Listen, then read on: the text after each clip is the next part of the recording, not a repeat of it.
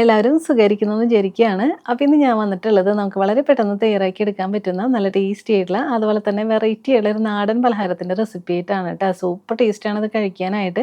നമുക്ക് ഈ ഒരു സ്നാക്ക് റെഡിയാക്കിയിട്ട് കുറച്ച് ദിവസമൊക്കെ എടുത്ത് വെക്കാനും പറ്റും കേട്ടോ. നമുക്ക് ഹൽവയൊക്കെ കഴിക്കുന്ന അതേ ടേസ്റ്റിൽ തന്നെ റെഡിയാക്കി എടുക്കാം. അപ്പോൾ എല്ലാവരും ഇതുപോലെ ഒന്ന് ട്രൈ ചെയ്ത് നോക്കണം. എന്നിട്ട് കമൻസ് ഒക്കെ പറയാം. അതുപോലെ വീഡിയോ കണ്ടിട്ട് ഇഷ്ടമാണെങ്കിൽ ഒന്ന് ലൈക്ക് ചെയ്യാനും പിന്നെ ഫ്രണ്ട്സിനും റിലേറ്റീവ്സിനൊക്കെ ഒന്ന് ഷെയർ ചെയ്ത് കൊടുക്കാനും പിന്നെ ആരെങ്കിലും നമ്മുടെ ഈ ചാനൽ ആദ്യമായിട്ടാണ് കാണുന്നതെന്നുണ്ടെങ്കിൽ ഒന്ന് സബ്സ്ക്രൈബ് ചെയ്യാനും കൂടി മറക്കരുത് ട്ടോ. അപ്പോൾ നമുക്ക് പെട്ടെന്ന് തന്നെ വീഡിയോയിലോട്ട് പോവാം. ഈ സ്നാക്ക് റെഡിയാക്കി എടുക്കാനായിട്ട് നമുക്ക് വേണ്ടത് പച്ചരിയാണ്. അപ്പോൾ അതിന് വേണ്ടിയിട്ട് ഞാനിവിടെ 1.5 കപ്പ് പച്ചരിയാണ് ട്ടോ എടുക്കുന്നത്. ഇത് നമുക്ക് ഈ ബൗളിലേക്ക് ഇട്ട് കൊടുക്കാം. ഇനി ഇതിലേക്ക് വെള്ളമൊഴിച്ച് കൊടുത്തിട്ട് നന്നായിട്ടൊന്ന് വാഷ് ചെയ്തെടുക്കാം. പച്ചരിയെല്ലാം ഇതുപോലെ ഒന്ന് വാഷ് ചെയ്തെടുത്തതിന് ശേഷം ഇനി നമുക്കിതൊന്ന് കുതിർത്തിയെടുക്കണം. അപ്പോൾ ഒരു 6 മണിക്കൂറെങ്കിലും നമ്മളിതൊന്ന് കുതിർത്തിയെടുക്കണം കേട്ടോ. അപ്പോൾ ഒരു 6 മണിക്കൂർ കഴിയട്ടെ. അതിന് ശേഷം നമുക്ക് എടുക്കാം. ഇപ്പോൾ ഒരു 6 മണിക്കൂർ കഴിഞ്ഞിട്ടുണ്ട്. അപ്പോൾ കണ്ടോ ഇതെല്ലാം ദേ നന്നായിട്ട് തന്നെ കുതിർന്ന് കിട്ടിയിട്ടുണ്ട്. അപ്പോൾ ഇനി നമുക്കിതിലെ വെള്ളമൊക്കെ ഒന്ന് മാറ്റിയിട്ട് ഇതൊന്ന് ഊറ്റിയെടുക്കാം. ദാ ഇതുപോലെ വെള്ളമൊക്കെ ഒന്ന് മാറ്റിയെടുത്തിട്ടുണ്ട്. ഇനി ഒരു മിക്സഡ് ജാർ എടുക്കുക. എന്നിട്ട് ഇതിലേക്ക് ഈ പച്ചരി ഇട്ട് കൊടുക്കാം.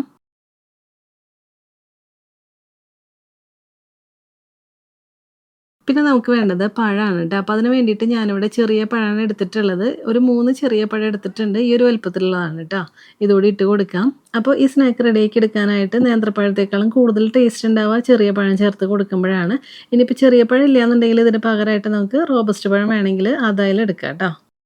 ഇനി ഇത് അരച്ചെടുക്കേണ്ടത് നാളികേരപ്പാലിലാണ് ട്ടോ, വെള്ളത്തിലല്ല. അപ്പോൾ അതിന് വേണ്ടിയിട്ട് നമുക്കിതിലേക്ക് 1.5 കപ്പ് നാളികേരപ്പാൽ ചേർത്ത് കൊടുക്കാം. എന്നിട്ട് നന്നായിട്ടൊന്ന് അരച്ചെടുക്കണം. നല്ല ഫൈനായിട്ട് തന്നെ ഇതൊന്ന് അരച്ചെടുക്കാം. ഇപ്പം ഞാനതൊന്ന് അരച്ചെടുത്തിട്ടുണ്ട്. അപ്പോൾ കണ്ടോ ഇതേപോലെ ഇങ്ങനെ തരിയൊന്നും ഇല്ലാതെ നല്ല സ്മൂത്തായിട്ട് വേണം കേട്ടോ അരച്ചെടുക്കാനായിട്ട്. അപ്പം ഇനി നമുക്കിതൊന്ന് മാറ്റി വയ്ക്കാം. എന്നിട്ട് ഇതിലേക്ക് വേണ്ടിയിട്ടുള്ള ശർക്കരപ്പാനി ഒന്ന് റെഡിയാക്കി എടുക്കാം. അതിന് വേണ്ടിയിട്ട് ഞാനിവിടെ 400 ഗ്രാം ശർക്കരയാണ് ട്ടോ എടുത്തിട്ടുള്ളത്. ഇനി ഇതിലേക്ക് 2.5 കപ്പ് വെള്ളമൊഴിച്ച് കൊടുക്കാം.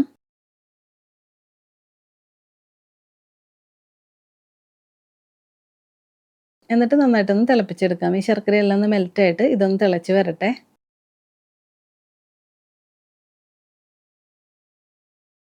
ഇപ്പോൾ കുറച്ച് നേരം ഞാനതൊന്ന് തിളപ്പിച്ചെടുത്തു. അപ്പോൾ കണ്ടോ ഇതെല്ലാം നന്നായിട്ട് തന്നെ മെൽറ്റായിട്ട് കിട്ടിയിട്ടുണ്ട്. അപ്പോൾ ഇത്രയും മതി. ഇനി നമുക്ക് ഫ്ലെയിം ഓഫ് ചെയ്തിട്ട് ഇതൊന്ന് മാറ്റി വയ്ക്കാം. പിന്നെ ഞാൻ എപ്പോഴും പറയുന്ന പോലെ തന്നെ ഇതിൽ കരടൊക്കെ ഉണ്ടാവും. അപ്പോൾ അതിൻ്റെ പേരിൽ നമ്മൾ എടുക്കുന്നതിന് മുൻപ് ഒന്ന് അരിച്ചിട്ട് വേണം കേട്ടോ എടുക്കാനായിട്ട്. ഇനി ഒരു പാൻ എടുക്കുക. എന്നിട്ട് ഇതിലേക്ക് 2 ടേബിൾ സ്പൂൺ നെയ്യ് ഒഴിച്ച് കൊടുക്കുക. നെയ്യൊന്ന് ചൂടായിട്ട് വരുമ്പോൾ ഞാൻ ദേ ഇവിടെ കുറച്ച് നാളികേരം ഇതുപോലെ ചെറുതായിട്ടൊന്ന് കട്ട് ചെയ്തെടുത്തിട്ടുണ്ട്. ഇതിട്ട് കൊടുത്തിട്ട് ഒന്ന് ഫ്രൈ ചെയ്തെടുക്കാം. നാളികേരമെല്ലാം ഇതുപോലെ ഒന്ന് കളർ ചേഞ്ച് ആവാൻ തുടങ്ങുമ്പോൾ ഞാൻ ദേ കുറച്ച് കാഷ്യൂസ് കൂടി എടുത്തിട്ടുണ്ട്. ഇതുകൂടി ഇട്ട് കൊടുത്ത് ഇത് രണ്ടും കൂടി ഒന്ന് ഫ്രൈ ചെയ്തെടുക്കണം.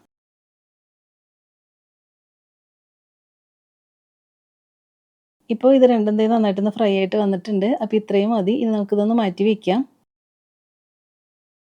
ഇനി ഇതേ നെയ്യിലേക്ക് തന്നെ നമ്മളിപ്പോൾ റെഡിയാക്കി മാറ്റി വെച്ചിട്ടുള്ള ശർക്കരപ്പാനി ഇല്ലേ, ഇത് ഞാനൊന്ന് അരിച്ചെടുത്തിട്ടുണ്ട്. അപ്പോൾ ഇത് ഒഴിച്ച് കൊടുക്കാം.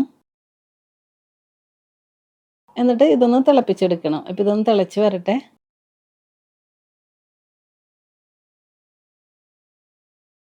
ഇപ്പോൾ കണ്ടോ ഇതൊന്ന് തിളച്ച് വരാനായിട്ട് തുടങ്ങുന്നുണ്ട്. അപ്പോൾ ഇനി നമുക്കിതിലേക്ക് മധുരമൊക്കെ ബാലൻസ് ചെയ്യാനായിട്ട് ഒരു നുള്ള് ഉപ്പിട്ട് കൊടുക്കാം. പിന്നെ നല്ലൊരു ഫ്ലേവറിന് വേണ്ടിയിട്ട് 1/4 ടീസ്പൂൺ ഏലക്ക പൊടിച്ചത് കൂടി ചേർത്ത് കൊടുക്കാം. എന്നിട്ട് ഒന്ന് മിക്സ് ചെയ്തെടുത്തതിന് ശേഷം ഇനി നമുക്കിതിലേക്ക് 1/4 കപ്പ് നാളികേരം ചിരകിയതാണ് ട്ടോ എടുത്തിട്ടുള്ളത്. ഇതിട്ട് കൊടുക്കാം. കൂടെ തന്നെ നമ്മളിപ്പോൾ ഫ്രൈ ചെയ്ത് മാറ്റി വെച്ചിട്ടുണ്ടായിരുന്ന നാളികേരം കാഷ്യൂസ് ഇല്ലേ, ഇത് കൂടെ ചേർത്ത് കൊടുക്കാം. അപ്പോൾ ഇത് മുഴുവനായിട്ടും ചേർത്ത് കൊടുക്കണ്ട കേട്ടോ. കുറച്ച് മാത്രം ചേർത്ത് കൊടുത്താൽ മതി. ബാക്കി നമുക്ക് മാറ്റി വെക്കണം.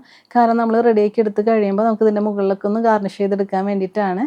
അപ്പോൾ കുറച്ച് മാത്രം ഇതിലേക്ക് ചേർത്ത് കൊടുക്കാം. എന്നിട്ട് നന്നായിട്ടൊന്ന് മിക്സ് ചെയ്തെടുക്കാം. ഇപ്പോൾ എല്ലാം ദേ നന്നായിട്ടൊന്ന് മിക്സ് ചെയ്ത് കുറച്ച് നേരം കൂടെ ഒന്ന് ചൂടാക്കി എടുത്തിട്ടുണ്ട്. ഇനി നമുക്കിതിലേക്ക് നമ്മളിപ്പോൾ മിക്സിയിൽ അരച്ച് വെച്ചിട്ടുള്ള ആ മാവില്ലേ, അത് കുറേശ്ശെയായിട്ട് ഇങ്ങനെ ചേർത്ത് കൊടുക്കാം. അപ്പോൾ ഈ മാവ് ചേർത്ത് കൊടുക്കുമ്പോൾ തന്നെ കൂടെ തന്നെ നമ്മളിങ്ങനെ മിക്സ് ചെയ്തുകൊണ്ടിരിക്കണം കേട്ടോ. ഇല്ലാന്നുണ്ടെങ്കിൽ ഇത് കട്ട പിടിക്കും, അരിമാവല്ലേ. അപ്പോൾ അതിൻ്റെ പേരിൽ ഇതേപോലെ ഇങ്ങനെ മിക്സ് ചെയ്തുകൊണ്ട് തന്നെ നമ്മളിതിലേക്ക് ഇങ്ങനെ കുറേശ്ശെയായിട്ട് ചേർത്ത് കൊടുക്കാം.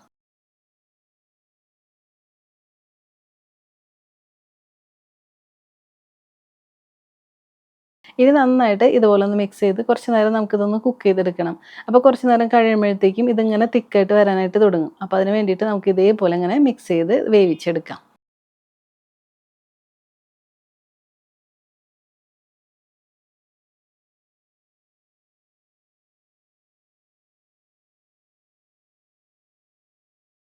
ഇപ്പൊ കണ്ടോ ഇത് നന്നായിട്ടൊന്ന് തിക്കായിട്ട് വന്നിട്ടുണ്ട്.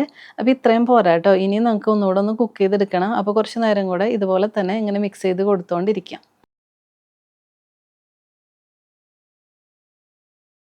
ഇപ്പോൾ കുറച്ച് നേരം കൂടെ ഞാനിതൊന്ന് ചൂടാക്കി എടുത്തു. അപ്പോൾ നോക്കിയേ ഇപ്പോൾ നന്നായിട്ട് തന്നെ തിക്കായിട്ട് വന്നിട്ടുണ്ട്. അപ്പോൾ ഈ സമയമാവുമ്പോൾ നമുക്കിതിലേക്ക് 1 ടീസ്പൂൺ നെയ്യ് ചേർത്ത് കൊടുക്കാം. എന്നിട്ട് എല്ലാം കൂടി നന്നായിട്ടൊന്ന് മിക്സ് ചെയ്തെടുക്കുക.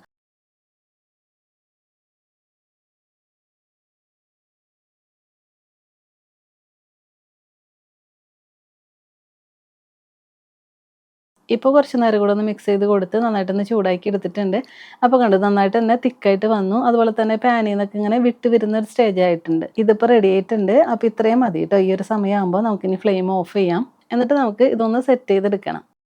അതിന് വേണ്ടിയിട്ട് ഞാൻ ദേ ഇതുപോലെ ഒരു കേക്ക് ടിന്നാണ് ട്ടോ എടുത്തിട്ടുള്ളത്. അപ്പോൾ നിങ്ങൾ ഇതുപോലെ കേക്ക് ടിൻ തന്നെ എടുക്കണമെന്നൊന്നുമില്ല. അപ്പോൾ നമ്മുടെ വീട്ടിൽ ചെറിയ ബൗളോ ഇല്ലാന്നുണ്ടെങ്കിൽ പ്ലേറ്റൊക്കെ ഉണ്ടെങ്കിൽ അതിലൊക്കെയും ഒന്ന് സെറ്റ് ചെയ്തെടുത്താൽ മതി. അപ്പോൾ ഇതിലേക്ക് ഞാൻ ദേ ഒരു വാഴയില വെച്ച് കൊടുത്തിട്ടുണ്ട് ട്ടോ. അങ്ങനെ കട്ട് ചെയ്തെടുത്തിട്ട് ഇനി നമുക്കിതിലേക്ക് കുറച്ച് നെയ്യൊന്ന് സ്പ്രെഡ് ചെയ്ത് കൊടുക്കാം. ഇതുപോലെ നെയ്യൊന്ന് സ്പ്രെഡ് ചെയ്തെടുത്തതിന് ശേഷം ഇനി നമ്മൾ മാറ്റി വെച്ചിട്ടുണ്ടായിരുന്ന നാളികേരം കാഷ്യൂസ് ഇല്ലേ ഫ്രൈ ചെയ്തെടുത്തത് അത് ഇട്ട് കൊടുക്കാം. ഒരു പകുതി മാത്രമേ ഞാൻ ഇട്ട് കൊടുക്കുന്നുള്ളൂ കേട്ടോ. പകുതി നമുക്ക് ഇതിന് മുകളിലായിട്ട് ഇട്ട് കൊടുക്കണം. എന്നിട്ട് നമ്മളിപ്പോൾ റെഡിയാക്കി എടുത്തുള്ള മിക്സ് ഇല്ലേ ഇത് ഇതിലേക്ക് ഇട്ട് കൊടുക്കുക. ഇതേപോലെ ഇട്ട് കൊടുത്തതിന് ശേഷം ഇനി ഇതൊന്ന് ലെവൽ ചെയ്തെടുക്കണം.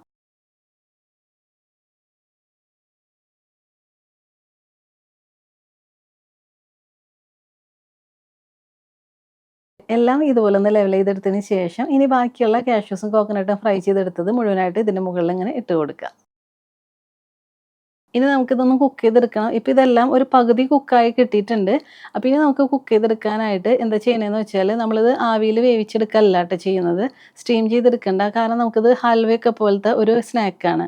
സാധാരണ നമ്മൾ റെഡിയാക്കി എടുക്കുന്ന പോലെയല്ല. അപ്പോൾ ഇത് നമുക്കൊരു ഹൽവയുടെ സ്ട്രക്ചറിൽ തന്നെ കിട്ടാൻ വേണ്ടിയിട്ട് നമുക്കിത് ബേക്ക് ചെയ്തെടുക്കാണ് ട്ടോ ചെയ്യുന്നത്. നമ്മൾ കേക്കൊക്കെ ബേക്ക് ചെയ്തെടുക്കില്ലേ അതുപോലെയാണ് ചെയ്തെടുക്കേണ്ടത്. അപ്പോൾ അതിന് വേണ്ടിയിട്ട് ഞാൻ ഒരു പാനിലേക്ക് കുറച്ച് ഉപ്പിട്ട് കൊടുത്തിട്ടുണ്ട് ട്ടോ. എന്നിട്ട് ഇതിൻ്റെ മുകളിലായിട്ട് ഒരു സ്റ്റാൻഡ് ഇങ്ങനെ വെച്ച് കൊടുത്തിട്ടുണ്ട്. എന്നിട്ട് ഞാനത് ഒരു 2 മിനിറ്റ് ഒന്ന് ചൂടാക്കി എടുത്തിട്ടുണ്ട്.